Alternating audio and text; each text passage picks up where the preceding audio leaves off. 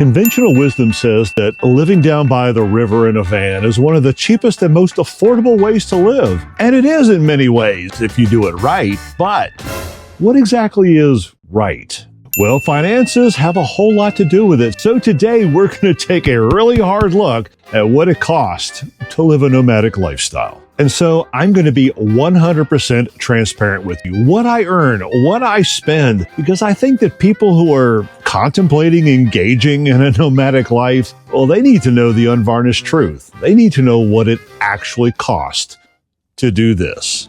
But before we can do that, we have a few caveats, a few asterisks. Well, we got to explain what exactly is going on here. For starters, this is not a normal YouTube video. This is actually a Patreon video. Every month, I do an excerpt of financial life in a nomadic bus.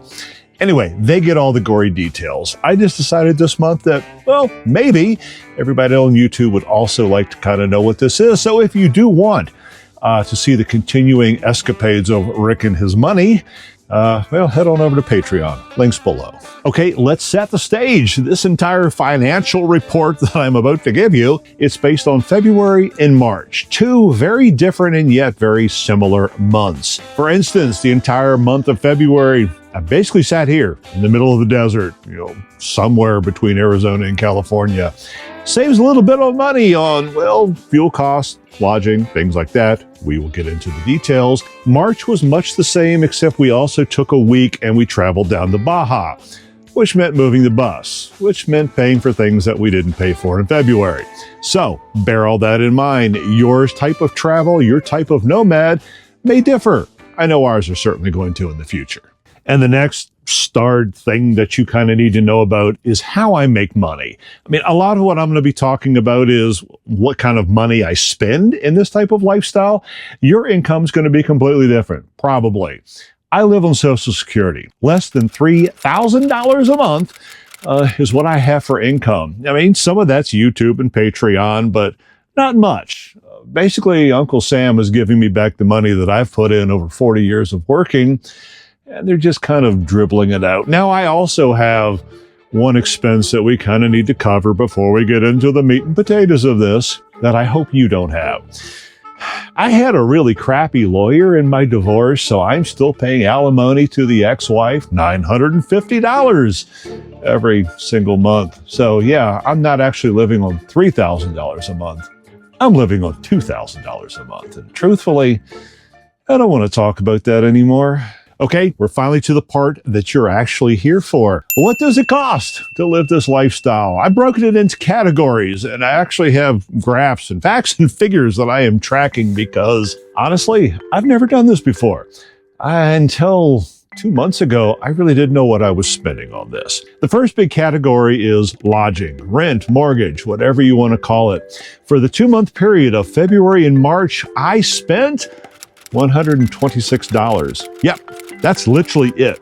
$126 just for lodging, just for the opportunity to park this bus somewhere. Now, the way we do that is we're on BLM land and we're in an LTVA.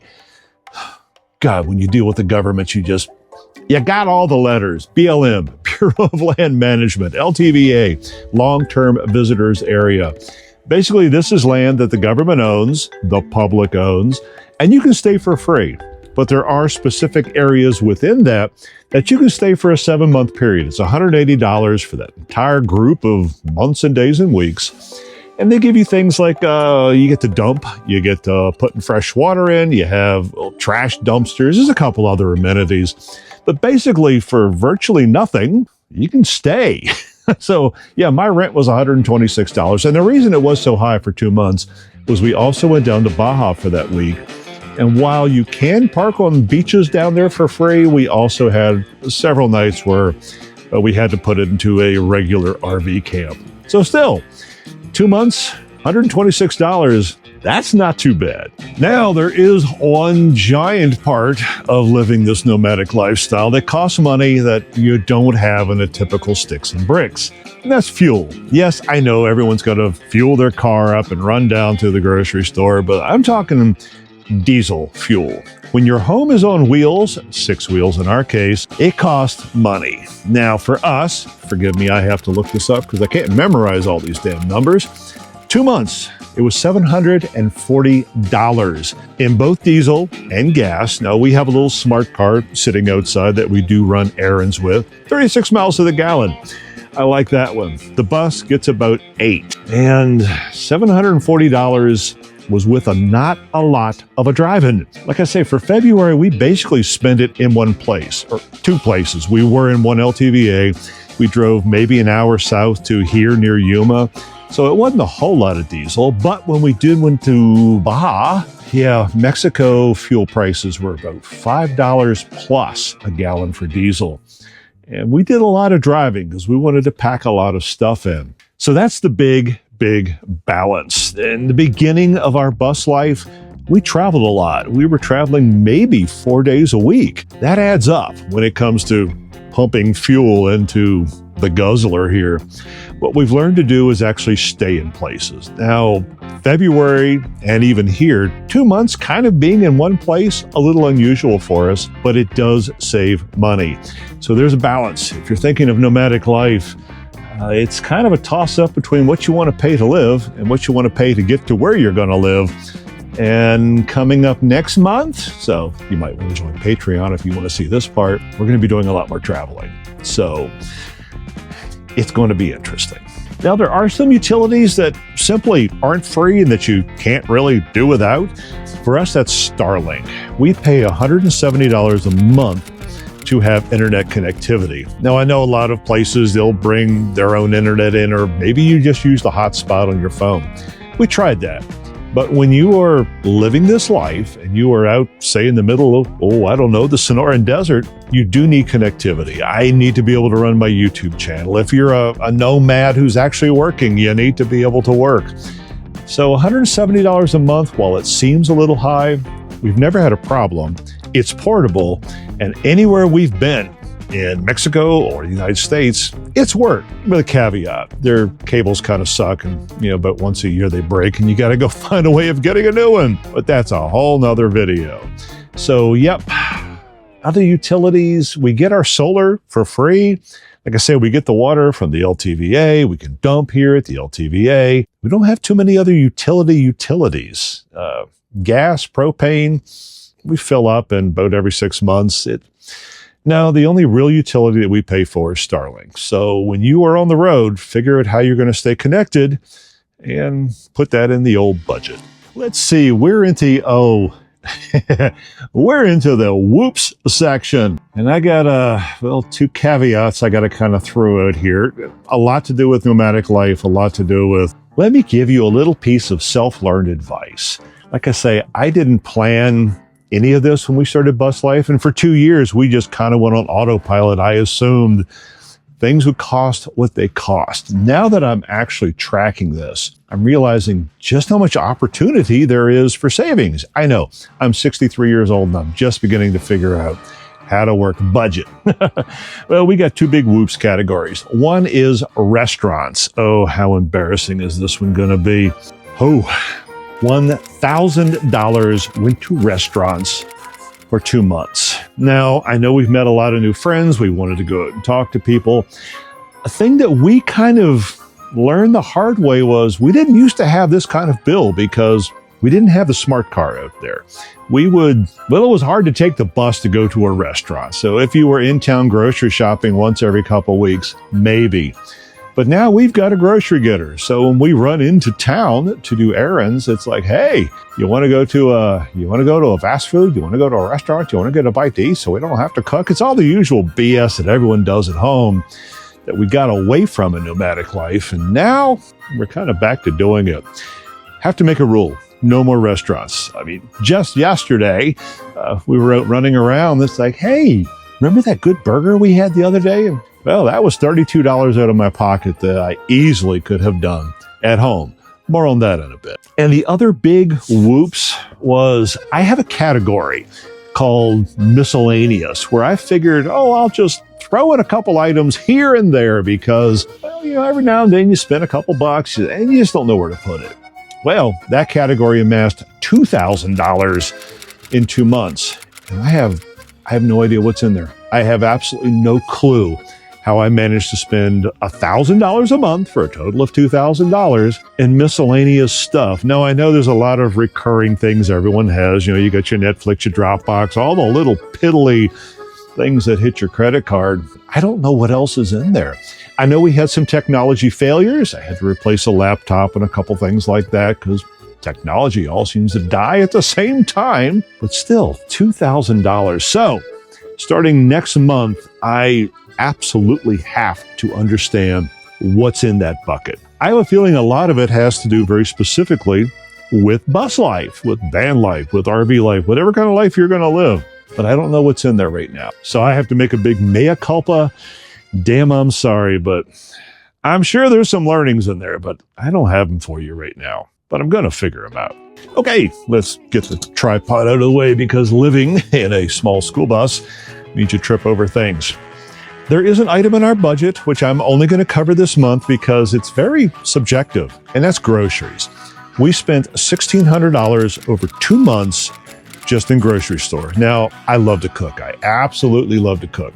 So, I buy premium stuff. I like good butter. I'm not going to buy the 36-cent pat of whatever that stuff is selling the back of them. No. Your mileage is going to be different. How you eat, what you eat. I mean, hell, you may live on ramen for 36 cents a day. If so, go you. I like to cook. It's a big hobby. It's a thing that brings me joy. So for us, that's a budget item that just really can't be changed. And it's going to go up when we stop going to restaurants. Your mileage is definitely going to vary. For us, well, there you go. I spent $1,600 over 2 months. And I'm probably going to be spending more, happily. Now, there is a category in the main budget that you may or may not have, and you will have in different forms. For instance, do you see these lovely kitchen cabinets? We also have brand new cabinets back there. We have new flooring. We've got, well, I'm actually sitting in a brand new chair. When you live this life, just like anywhere else, you're going to have maintenance costs, and you're going to have remodeling costs, decorating costs. So we spent quite a bit in February and March, which was the big reason we kind of stayed put in order to do this. Now, it's not a part of our normal budget, but it is a part of the upcoming grand reveal of how much money we did spend over the past 2 months. So when you do have your nomadic life, you are going to have to plan for things. We have to put an oil change and a lube in this thing very shortly. In a bus, it's not the same as going down the Jiffy Lube. It's going to be expensive. So depending on what it is you drive and how it is you live, that's going to be a very unique to you budget item. For us, I'm in a 17-year-old school bus with 250,000 miles on it. I think we need to kind of keep a little money in the corner just in case. I don't want to think about it, but it's one of the things you got to do in this life. Okay, let's get comfortable because we are at the point where we've got the big reveal. 2 months out-of-pocket expenses, February and March, we spent $10,000. Yes, it wasn't $5,000 a month. February was a little bit less. Baja was in March. But yeah, in 2 months, we managed to spend $10,000 to live in a bus and to do some basic remodeling. Now, here's the thing. I think that's pretty high, but I don't know if it's normal. Like I say, I've only been tracking this stuff for 2 months now. Is $5,000 on average a month going to be what we are going to spend in this lifestyle? God, I certainly hope not, because like I say, I've only got $2,000 coming in. I can't afford to lose $3,000 a month. So I think there are opportunities. I know there are opportunities for us to get a better handle on our spending. And I know a lot of the remodel stuff is going to go away once we get it done. We're not going to have that. At that point, I'm sure the bus engine will blow up. Knock on something that it doesn't. But that actually does kind of bring me up to a point I did want to discuss. I know I said income is very specific to everybody uniquely. It's not just YouTube, and it's not Patreon, and it's not just Social Security that we live on. Before the new administration took over, we were making a couple $100s off the investment account, which doesn't sound like a lot, but compared to the rest of the income we have coming in, it was. I got to talk about net worth now, don't I? The investment income for the past 2 months has been negative. In fact, I have lost thousands of dollars in the market because it's so volatile right now. Again, your income, your money management as far as what you've got coming in, and it's going to vary. But bear in mind that some of these things are going to vary a lot, and it's hurting us. I can only hope that it's the thrill and joy of having somebody new in the executive office, and that it's going to settle down, but I also have to plan for it's not. And we're going to talk a little bit about how we're going to do that in just a second, because I said net worth. And yeah, if you want some gossip, I might as well tell you about it. This really has nothing to do with nomadic finances, but I did say that I was going to be completely transparent. And you may be wondering, how do we start this lifestyle? How much do we have in the bank? Aren't we just kind of living like trust fund babies and a check shows up? Well, no. I'm worth $147,000 right now. If you count what I've got in the 401k and in investments and in physical things, that's it. Less than $150,000 as a nest egg. Like I say, some of that was giving me some investment. It is not now. We're living off of me sucking that money out of the account every month, and that's just not sustainable. We are looking into ways of working, not like we used to work, but things that are more conducive to a nomadic lifestyle. Allow me to explain. Do I want to go back to being a software engineer working 40 hours a week and then using Saturday and Sunday to move the bus? Oh, hell no. There's a reason I chose to live this life. It's the freedom, the learning, the experiences. This is who I am. So going back to a typical 9-to-5 existence isn't going to work. But there are things you can do. I know I'm crossing my body language like I don't believe it, but you can do gate guarding, which is, oil companies, things like that will pay people to park their rigs right at the gate and check trucks in and out. You can be a camp host. There's a lot of opportunities for people who are able to move and be nomadic to go work. Now, we're not going to do it full time. It's not how we're going to end our days. But yeah, go for a month, 2, do some part-time work, collect an income, be able to live somewhere for free while you're doing it, and then take that money and spend the next 1 or 2 months just living. Something like that is how we are going to have to figure this out. And in future financial updates, that's going to be a large part of what we talk about. How do you actually get more money in to make this lifestyle work without sucking your savings account dry? Okay, what have I personally learned from this experience? A lot. I've learned that I really should have been tracking this for a long, long time, and I am seriously considering going back and just sucking data from months and years past just to kind of get a feel, but more importantly, I need to look forward. Restaurant spending, for instance, restaurants have got to stop. Truthfully, and I know this sounds egotistical, but it's true. I cook better than most restaurants. Unless we're going to go spend $400 for a meal, I can make it much cheaper for $30, and that's what we have to do. That miscellaneous bucket that everything is getting dumped into, I got to find out what it is. What are we overspending on? What is specific to bus life and what is not? See, a lot of what I want to continue reporting in the Patreon series on this is things very specific to, not living in a house, because everyone knows that. What's it like living here? What does it cost? What are some of the expenses associated with this? I'm sure there's a lot in that miscellaneous bucket that pertain to the huckleberry and living inside of it. But I don't know. That's my 2 big takeaways. I got to save money in one place and figure out where the hell I'm sending it in the other. So how does this compare to our old life living back in Miami in a suburban house? Like I say, we spent $10,000 over 2 months, the last 2 months, to live in this bus.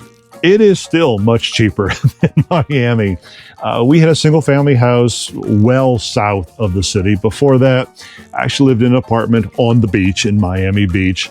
And in both cases, we have yet to come close to spending what it costs to live there. But at the same time, I was working full-time at Estee Lauder. Yes, this was the face of cosmetics, building out their websites to sell women more and more product that they don't really need because y'all are beautiful. I do digress. You can't really look back on what things used to cost because this is my life now.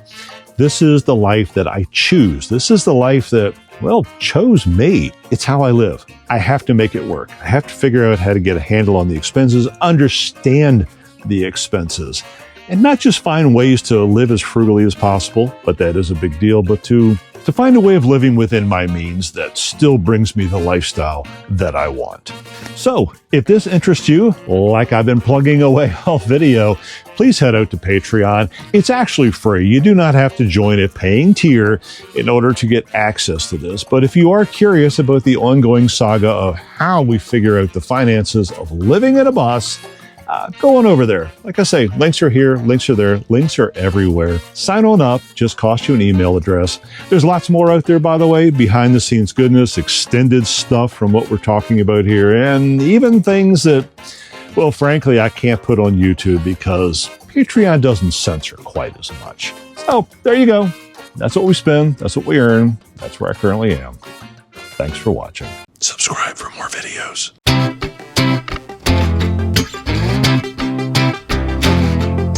I will step down when I'm